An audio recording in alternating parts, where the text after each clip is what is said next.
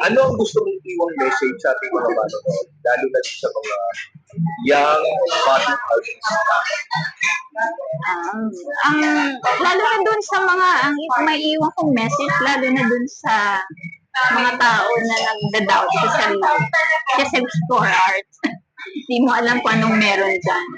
Kasi minsan, usually maririnig mo wala akong talent. Yeah. Wala akong skill dyan. Pero nakita ko with mga friends, with classmates sa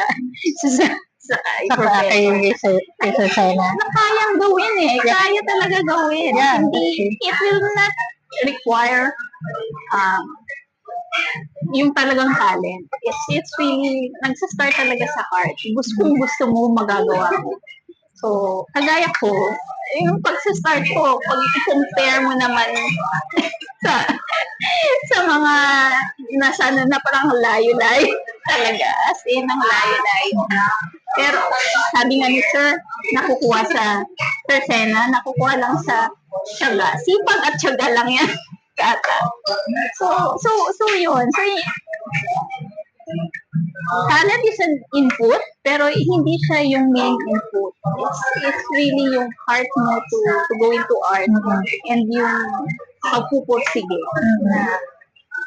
na gawin yon. Kayang gawin ng iba kung kaya kung nakaya natin. So yun lang yung masasabi ko. Just explore kasi you don't know what you can do pag nagawa mo.